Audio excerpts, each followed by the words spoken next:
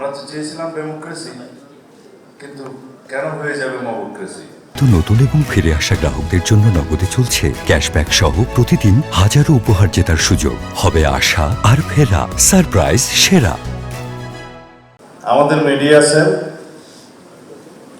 এবং গণমাধ্যমের সাথে যারা যোগাযোগ রক্ষা করেন তারাই এক বছর বিভিন্ন ব্যস্ততার মধ্যে গিয়েছে, সেজন্য সংগঠিতভাবে আপনাদের সাথে আমরা কথা বলতে পারিনি। আবারও ক্ষমা করবেন।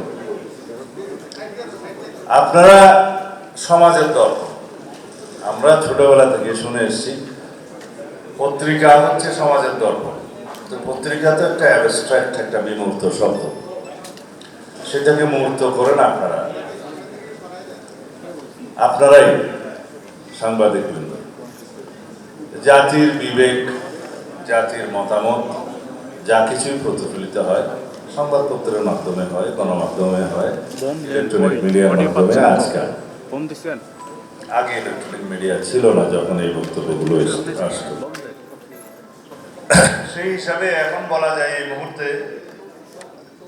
সমাজের সেই দর্পণ চূর্ণ বিচূর্ণ হয়ে গিয়েছে, কিন্তু সাংবাদিকদের দর্প যেন চূর্ণ না হয়।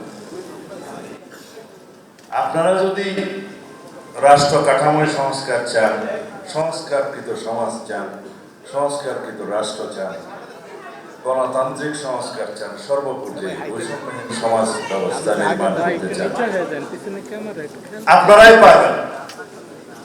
আপনারাই সমাজের দিক নির্দেশক। রাজনীতিবিদরা রাষ্ট্র পরিচালনা করার সময় ড্রাইভিং সিটে থাকে, কিন্তু সেই ড্রাইভিং সিটকে আপনারা পথ নির্দেশ না করলে সমাজ বিচ্যুত হবে। যে দুর্ভাগ্যজনক ঘটনা হয়ে গিয়েছে গত কয়েকদিন আগে সংবাদ মাধ্যমের উপরে কয়েকটি বাংলাদেশের খ্যাতনামা পত্রিকা অফিসে প্রথম আলো, ডেইলি স্টার যেভাবে জ্বালিয়ে দেওয়া হয়েছে, পুড়িয়ে দেওয়া হয়েছে, burn down to the ground level যেটা বলতে চাই, এরকম দৃশ্য সারা বিশ্ব দেখেছে। সেটা আমাদের জন্য লজ্জার জাতি হিসাবে এটা কোনোভাবে আমরা শুধুমাত্র দুঃখ প্রকাশ করে ক্ষমা প্রার্থনা করে সমাপ্ত করতে পারবো না।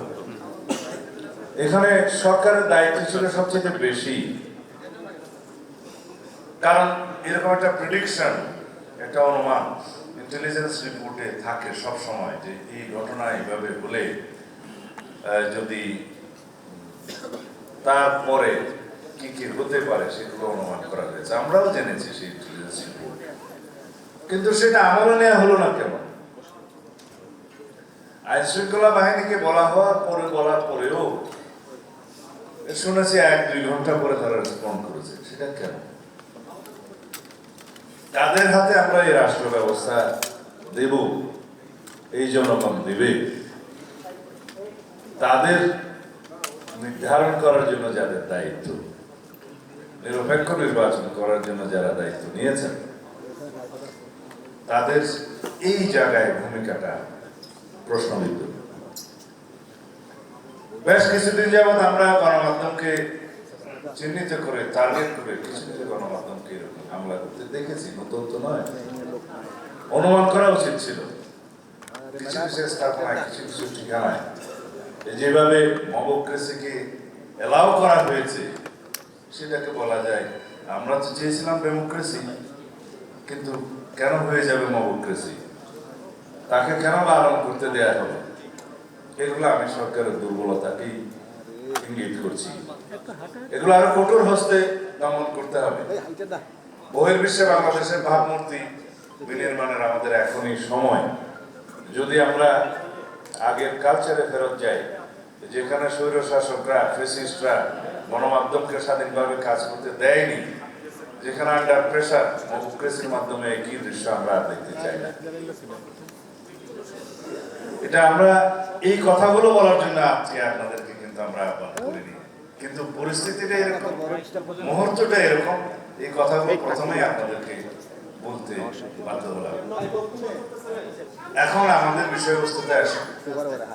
বাংলাদেশের মানুষের মনে ব্যাপক একটা পরিবর্তন হয়েছে বলে আমরা বিশ্বাস করি 5ই আগস্টের পরবর্তী, 2024-এর 5ই আগস্টের পরবর্তীতে। প্রত্যাশা এখানে হিমালয় সম। আমাদের কতটুকু কি করার ক্ষমতা আছে সেটা জনগণ জানতে চায় না।